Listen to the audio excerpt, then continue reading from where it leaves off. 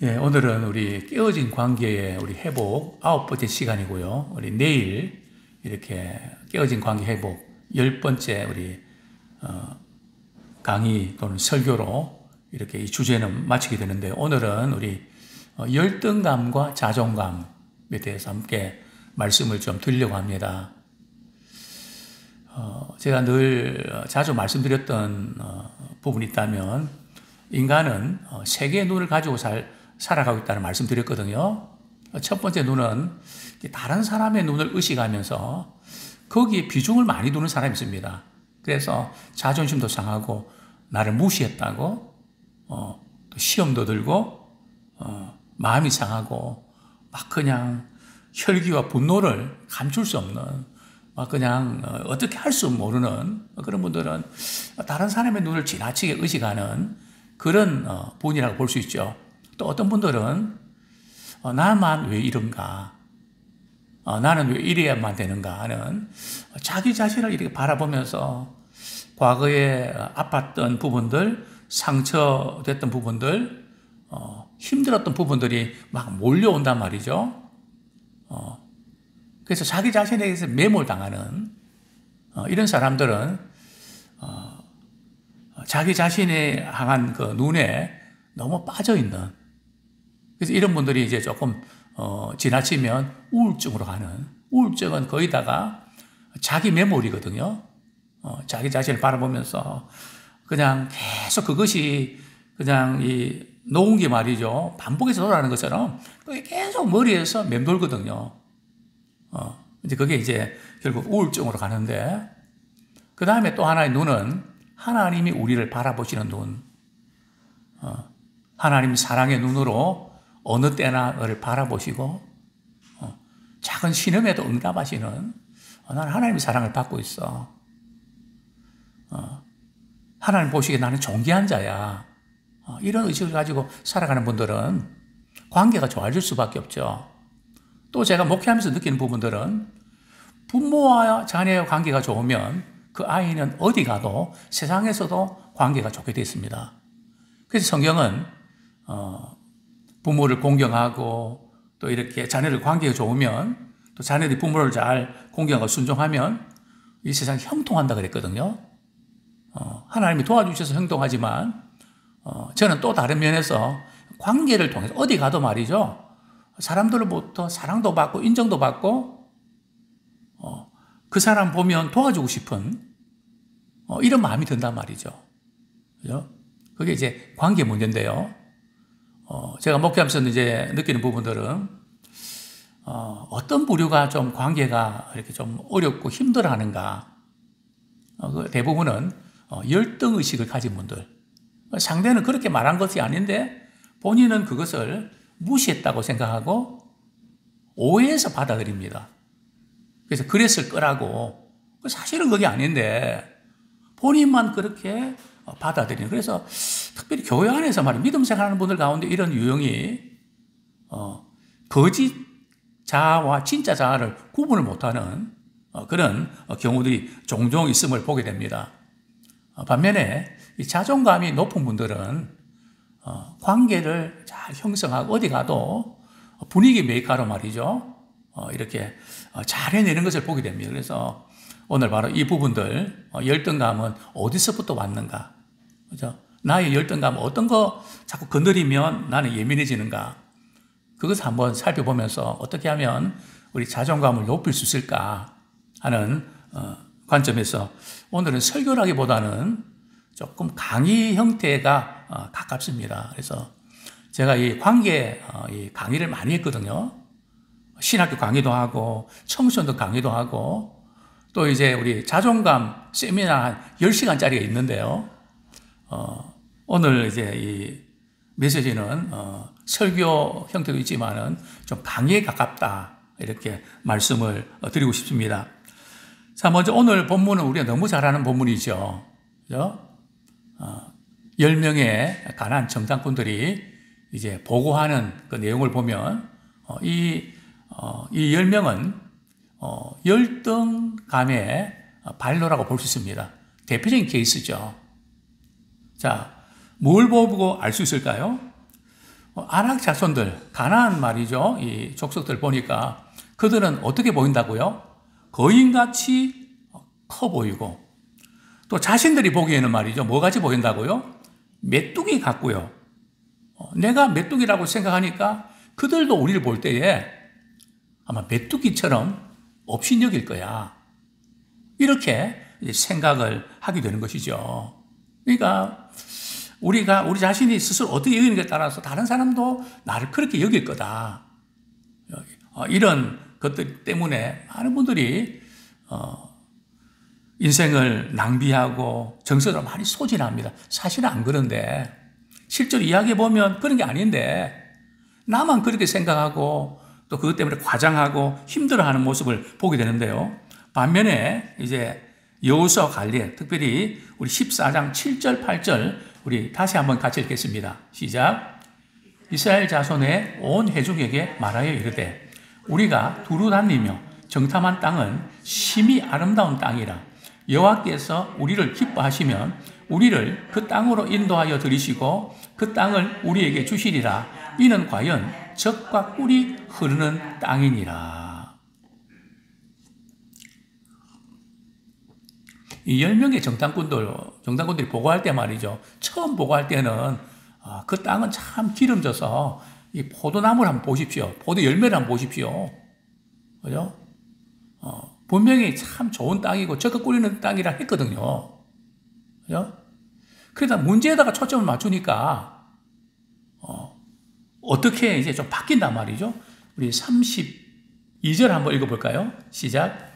이스라엘 자손 앞에서 그 정탐한 땅을 악평하여 이르되 우리가 두루 다니며 정탐한 땅은 그 거주민을 삼키는 땅이요 거기서 본 모든 백성은 신장이 장대한 자들이며. 그들이 이렇게 처음 보고할 때는 말이죠. 그렇게 보고를 안 했습니다. 우리 27절 한번 보죠. 첫 번째 이게 과일을 보여주면서 말이죠. 보고하는 내용을 보면 이렇죠. 27절, 13장 27절 시작. 모세에게 말하여 이르되 당신이 우리를 보낸 땅에 간즉 과연 그 땅에 젖과 꿀이 흐르는데 이것은 그 땅의 과일이니라. 분명히 그렇게 인정했거든요. 그러나 하면서 그들은 너무 키도 크고 강해서 우리는 그 성읍을 점령 못합니다. 못한다고 생각하니까 그냥 그 땅을 악평을 하는 이렇게 바뀌는 것을 우리는 보게 되는 것이죠. 그렇습니다. 무슨 차이일까요? 똑같이 여호수아 갈렙도 가나안 땅을 보고 똑같이 보고했는데 이 열등감과 자존감은 말이죠.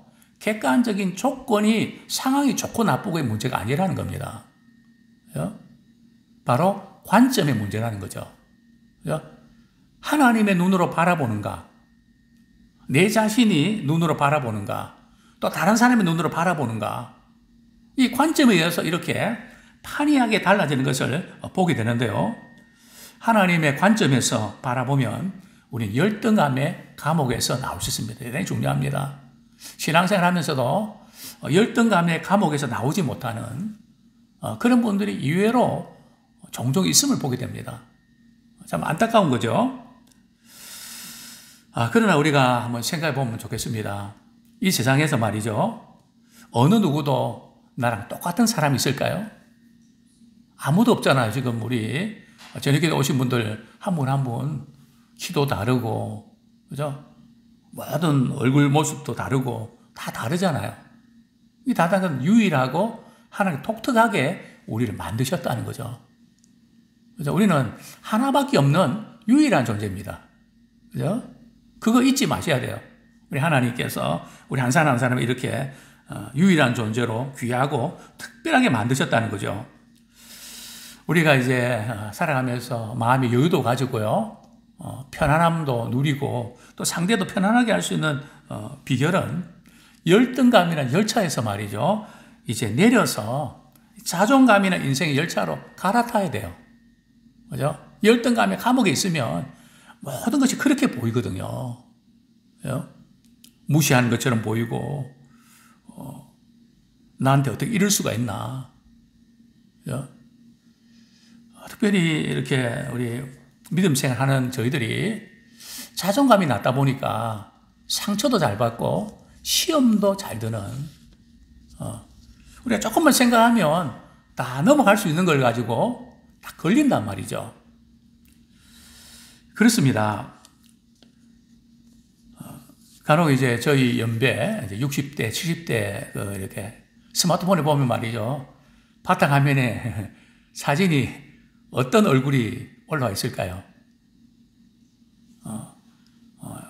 어떤 사람들은 자녀 얼굴, 조금 나이가 든 분들은 손주 얼굴이. 손주가 왜 예쁘죠? 잘생겨서 예쁜가요? 학벌이 좋아서 그런가요? 그죠? 뭐 돈이 많아서 그런가요? 인기가 있어서 그런가요? 뭐 전혀 그런 거 아닙니다. 미모 때문에, 뭐 다른 것 때문에 사랑스러운 거 아닙니다. 왜 사랑스럽죠? 우리 가족이 일원으로 태어나서 우리 손주기 때문에 고맙고 예쁜 거죠. 간혹 이제 저절 같은 데 보면 말이죠.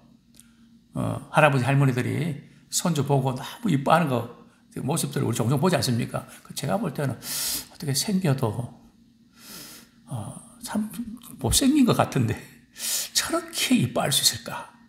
당연히 이쁘죠. 그죠? 객관적으로 그렇게 조건이 아니란 말이죠. 내 손주고, 그죠? 근데 그렇기 때문에 이쁘죠. 이 바로 이 열등감과 자존감도 바로 이제 그런 차이인데요. 그렇습니다. 열등감은 자기 자신에 대한 스스로에 대한 평가에서 나옵니다. 나는 못난이야. 나는 무능해. 나는 배운 것이 없어. 이렇게 자꾸 이제 생각하면 사람들이 자기를 자꾸 무시한다고 생각하는 거죠. 그게 열등감이라는 거죠. 다윗과 골리앗의 싸움은 말이죠. 덩치와 무기가 아니라 관점과 신앙의 차이입니다. 나는 여호와 하나님 의지해서 하나님을 믿고 나가는 뭐 전술이라든지 뭐 이렇게 싸움 잘하는 거는 이거 비교가 되겠습니까? 그죠? 어떤 관점에서 바라보는 거 그 차이였죠. 열등감을 가진 사람들은 사실 항상 비판적이고 또 부정적인 쪽으로 생각이 때문에 문제가 생기는 것이죠. 자, 첫 번째로 당신의 열등감은 어디에서 생긴 것일까요? 첫 번째 열등감이 뭐라고요? 외모 열등감. 나는 못생겨서 사랑받을 자격이 없어. 그죠? 이 외모 열등감이 특별히 우리나라에는 특별히 강한 것 같습니다. 세계적으로도 그렇죠. 특별히 이제 남자보다는 여자들이 더 이렇게 강한 것 같은데요. 근데 한번 따져봅시다. 외모는 내가 선택해서 생긴 건가요? 아니잖아요. 내가 뭐 잘못해서 이렇게 태어났나요? 아니잖아요. 하나님께서 이런 모습으로 태어나게 하셨잖아요. 그죠? 내가 잘못해서 그런 게 아니라는 거죠. 그런데 이 외모 열등감 가진 분들은 타인의 시선을 굉장히 많이 의식합니다. 이 외모 열등감 가운데 말이죠. 우리 인체의 어떤 부위를 제일 신경 쓰는지 아십니까? 우리 인체 가운데 어떤 부분을 우리 제일 신경 쓰나요? 눈입니다. 예. 우리 집사람도 이제 우리 성경 태어났을 때, 나는 쌍꺼풀인데, 쌍꺼풀이 앉았다고 되게 속상해 하더라고. 그렇죠. 그죠? 그리고 코. 그죠? 어쨌든 이 외모에 대해서 굉장히 신경을 많이 씁니다. 그죠? 근데 우리는 남의 거울에 비친 내 모습을 가지고 판단하지는 마십시오. 착각하지 마십시오. 깨진 거울에 비친 당신의 모습만 보지 말고 당신을 비추고 있는 거울이 온전한지 그것을 가지고 평가하십시오. 그죠? 우리는 이런 깨어진 그런 거울을 가지고 내 자신을 이렇게 평가하는 경우들이 종종 있다는 거죠. 자, 두 번째 열등감은 어디서요? 집안 열등감. 내가 교수 집안에서 태어났더라면 교육을 많이 받고 남들이 부러워하는 직업을 가진 부모나 친척을 둔 사람에게 부러움을 느끼고 또 가난하고 무식한 가정에 태어난 것에 대해서 열등감을 느끼는 것이 집안 열등감입니다. 내가 집안만 좋은, 그죠? 금수저, 은수저 그런 가정에 태어났더라면, 이런 고생 안 할 텐데, 뭐 이런 거죠. 그죠? 세 번째로, 타고난 조건에 대한 열등감. 뭐 비슷한 그런 부분인데요. 뭔가 좀, 누가 좀 받쳐줘야 되지. 과외도 좀 시켜주고, 뭔가 좀 이렇게 뭐 받쳐줘야 될 텐데, 선천적 조건에 대한 열등감이 모든 열등감의 60%가 넘는다고 합니다. 이런 선천적 열등감을 해결하는 방법은 말이죠. 주어진 현실을 그대로 직시하고 받아들이는 것입니다. 그것이 문제라고 생각 안 하고, 그렇기 때문에 오히려 더 열심히 노력하고 최선을 다하는 것이 필요하죠.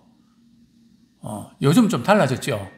이전에는 시골이라든지 너무 못 사는 가정에서 말이죠. 용난다 그랬잖아요. 우리가 이런 어려움에서 벗어나려 그러면 열심히 공부해서 내가 성공해야지. 자수성가한 그런 경우도 많은데 요즘에는 사실은 쉽지 않습니다. 모든 여건들이 이렇게 계속 이렇게 연장이 되기 때문에 어쨌든 그럼에도 불구하고 역경 가운데 그걸 딛고 좋은 계기로 삼는 그런 것이 필요한 것이죠. 그죠? 자기를 알고 사랑하고 다른 사람을 인정하면서 살아가는 것이 행복한 삶인 것이죠. 자, 네 번째 열등감은 어떤 열등감이라고요? 능력에 대한 열등감. 아무리 노력해도 이것밖에 안 돼. 아무리 해도 안 돼. 나는 무능하고 승진도 못하고 항상 이 모양이야. 좀 뭔가 사람들 대들 정도 되고 그래야 사람 대접도 받을 텐데 나는 고적이라서 다른 사람이 나를 무시할 거야. 우리 학생들은 말이죠. 언제 자존감 느낀다고요? 성적이 올라갈 때 느낍니다. 직장인들은 연봉이 높아질 때. 또 그런데 이 능력에 의한 자존감은 말이죠. 객관적이고 가시적인 성공을 이룰 때만 얻는 자존감이죠. 근데 이런 자존감 오래 가지 못합니다.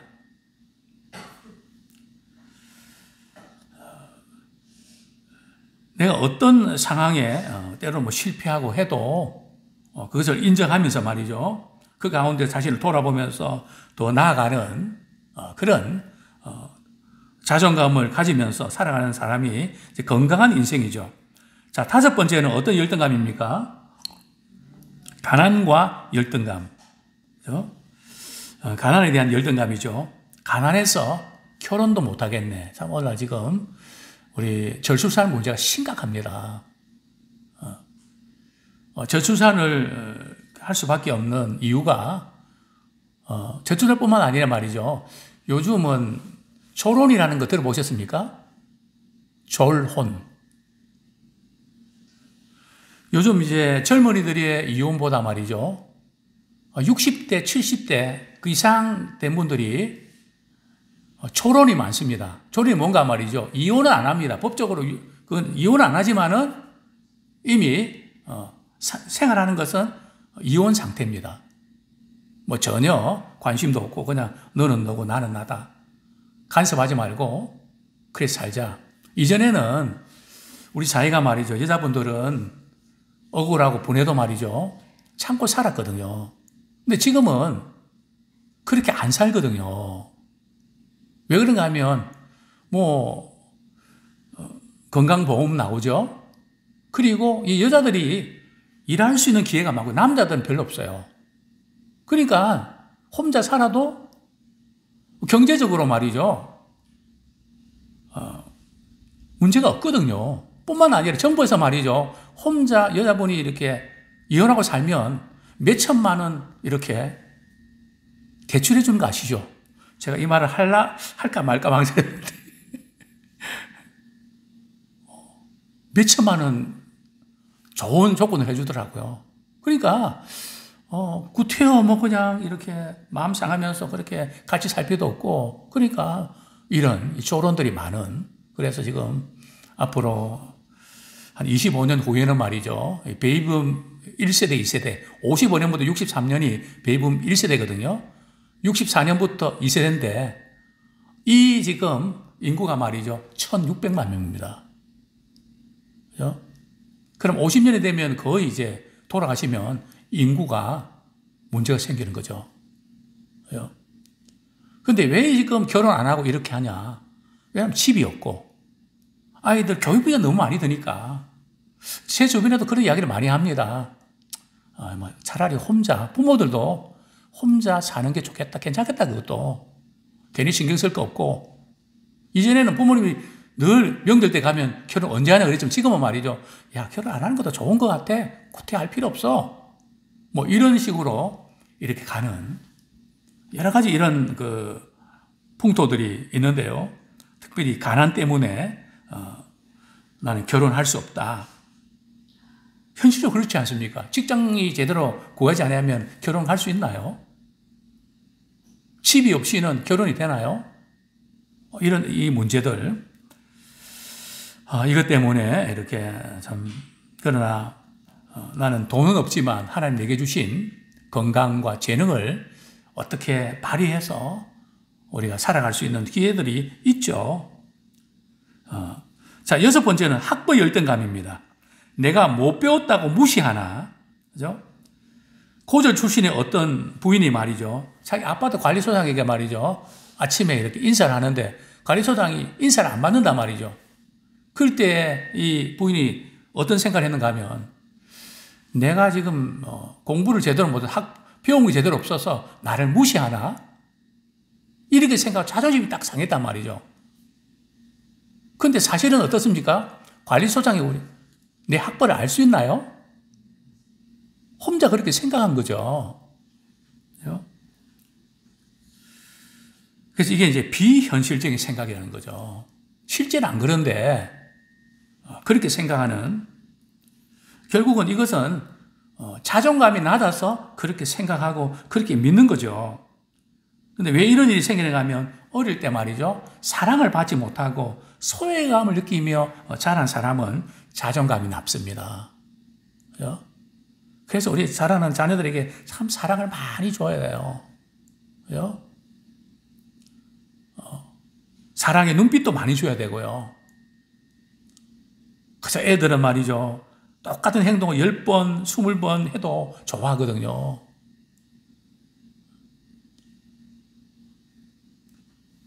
그래도 그거 맞춰줘야 되고, 그럴 때 이 아이들이 평생을 말이죠. 높은 자존감 가지고 행복히 사는 거죠. 너무너무 중요합니다. 자, 7째, 제가 우리 청소년들에게 왕따 경험에 대해서 왕따 강의를 한번 한 적이 있는데요. 왕따 경험과 열등감, 자존감을 무너뜨리는 유년기 경험 중 하나의 중요한 요인은 왕따 경험입니다. 즉, 집단적인 괴롭힘, 그렇죠. 요즘에 이런 단어 아시죠? 은근히 따돌린다는, 그죠? 반항도 못하고 당해봐는 나 같은 놈은 비열한 놈이다. 이래서 이런 아이들을 나중에는 극단적인 선택까지 하는, 창피해서 죽고 싶다.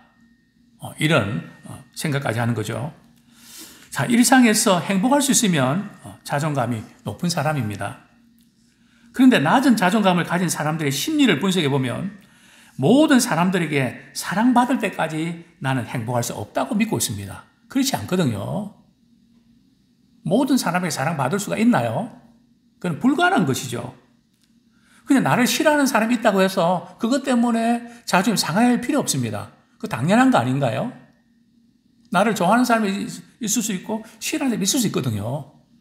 그 싫어하는 사람까지도 나를 좋아하게 만들었는데 내가 왜 이것밖에 안 되나? 그럴 필요가 없다는 거죠. 물론 내가 뭔가 조금 고쳐야 될 부분이 있으면 고쳐야 되겠지만, 자존감이 높으면 좀 속상하지만 그 부분을 이렇게 바라보면서 내가 잘못한 것은 사과하고 그러면서 그쪽에서 받아주면 고맙고 안 받아들이면 그냥 그대로 그렇게 살아가는 거죠.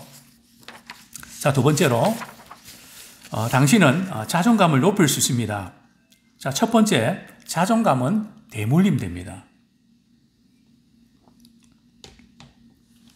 가슴 아픈 일인데요. 부모가 자라나면서 사랑받지 못하고 이렇게 무시당하면서 자라났으면 그것이 말이죠. 자녀들에게 그대로 물려진다는 거죠. 이게 대물림 된다는 거 기억하셔야 됩니다. 특별히 자존감은 엄마, 아빠 가운데 누구에게 많이 대물림 될까요? 특히 엄마에게 대물림 되는 경우가 많습니다. 코트 박사는 말이죠. 갓난아기 때 건강한 자기애가 생긴다고 지적합니다. 특별히 3살. 그때 거의 다 형성돼 버리거든요. 그래서 그 3살 때까지는 엄마가 아이하고 같이 시간 보내고 애착 관계를 형성하는 것이 대단히 좋습니다.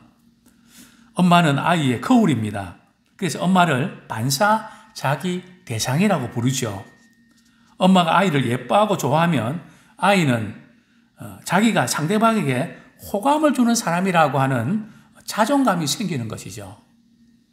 얼마나 사랑하고 좋아하면 다른 사람은 나를 그렇게 여기겠구나 하는 자존감이 생긴다는 거죠. 반대로 아기가 사랑받지 못하고 천대받으면 사람들이 자기를 싫어할 것이라는 이제 낮은 자존감을 갖게 된다는 거죠. 이게 얼마나 참 무서운 일입니까? 자신감이 없는 부모는 자신감 없는 아이로 키웁니다. 그래서 아이를 지나치게 걱정하고요. 그리고 잡으려고 합니다. 과도한 간섭을 하게 되는 것이죠. 특별히 이제 여기서 우리 중요한 것은 말이죠. 부모는 아이들과 말이죠. 놀아주는 것을 잘해야 됩니다. 우리 할아버지 할머니들도 말이죠. 아이들과 놀아주는 거 잘하십시오. 왜냐하면 아이들이 놀아줄 때 말이죠. 애착 관계가 생깁니다. 제가 지난번 생일 때 우리 손주들이 제게 이제 이렇게 글을 써서 이제 이렇게 보냈는데요. 할아버지, 우리랑 축구해 주셔서 고맙습니다. 늘 건강하셔서 계속해서 축구해 주세요. 같이 놀아주셔서 고맙습니다.